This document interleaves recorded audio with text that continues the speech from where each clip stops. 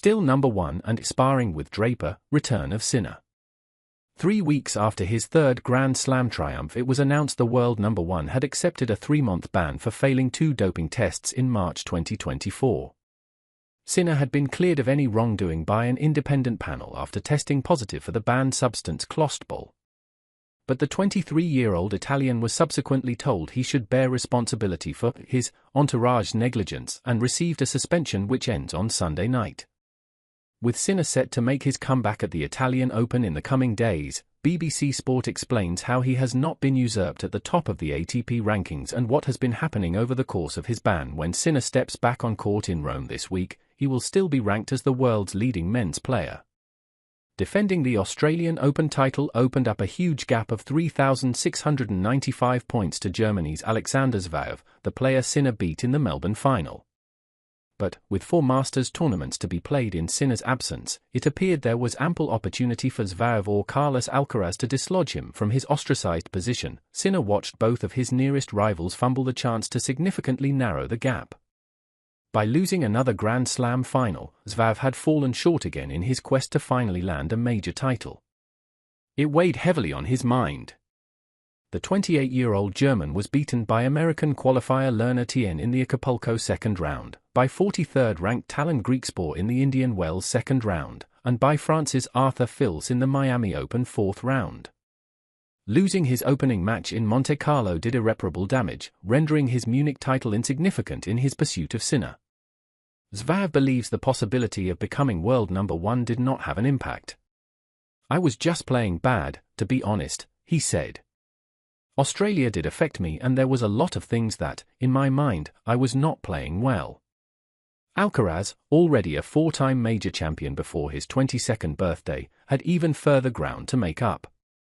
The Spaniard started positively by winning the Rotterdam title, but a series of defeats in Doha, Indian Wells and, most damningly, Miami halted his momentum. It meant Alcaraz was unable to regain top spot, even though he went on to win Monte Carlo and reach the Barcelona final last month. Constant talk of chasing Sinner had a negative influence on him. "Since Jannik's ban started, a lot of people asked me about how important the moment was to reach #1 again," said Alcaraz. "I was thinking too much about it, instead of playing my good tennis and enjoying the time that I stepped on the court." Instead of another dominant player emerging, Sinner's absence produced a carousel of champions, including Britain's Jack Draper and Czech teenager Jakub Mensik, who both won their first Masters titles. It means Sinner returns to an ATP tour that has been blown wide open. With Alcaraz injured and 37-year-old Novak Djokovic struggling, the current landscape appears to provide an opportunity for Sinner, who reached the French Open semi-finals last year, to hit the ground running. Sinner is sure to receive a hero's welcome when he returns at the Italian Open. Support from his compatriots has never wavered during the doping controversy, demonstrated by the Sinnermania which swept the ATP finals in Turin last year. The man from the mountains in northern Italy enjoyed the greatest season of his career in 2024, and one of the best in recent memory, so it is little wonder he is held in high esteem at home. The reception might be frostier in the locker room, however.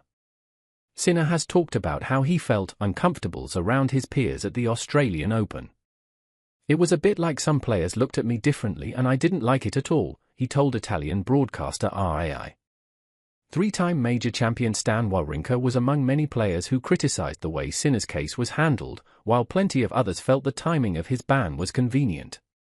British #1 Draper was one of a few players who did publicly back Sinner, reiterating his support in late April and saying the Italian doesn't deserve any hate. While Sinner is not allowed to play competitively until Monday, he has been able to play some tennis. From the start of the ban until the 13th of April, he could practice at a private training base, as long as he did not come into contact with other professional players. Speculation surfaced in March he had been hitting with Dominic Thiem, the recently retired 2020 US Open champion, after the pair were pictured having dinner together in Monte Carlo. However, Thiem laughed off the suggestion. "I think for him and his level, I would not be good enough," Thiem told BBC Sport. Under WADA rules, Sinner could start official training activities from the 13th of April. Sinner invited Draper, a friend he has played doubles with on the ATP Tour, to Monte Carlo for several days of practice sessions on the clay. Asked about Sinner's level, Draper told BBC Sport, "He's very consistent, he's playing great.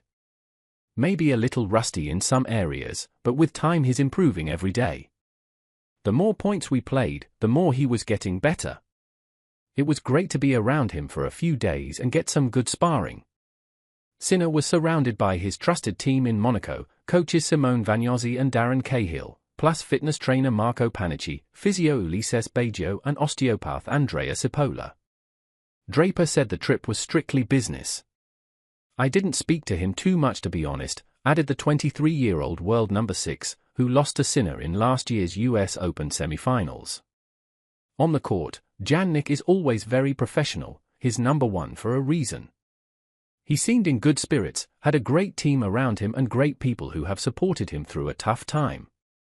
Once Draper moved on to the Madrid Open, Sinner enlisted the help of Norwegian teenager Nikolai Budkov in practice sessions. Off the court, Sinner has spent time with his family back in Italy and has pursued his other interests outside tennis. Shortly after the announcement of his ban, he was pictured sitting alongside Vogue editor Anna Wintour at Milan Fashion Week. According to a source close to Sinner, the player has been enjoying skiing, biking and go-karting between tennis sessions in recent weeks. "I think he is feeling refreshed, tennis is very relentless. I'm sure he will come back to Rome and the rest of the year in fine form," said Draper.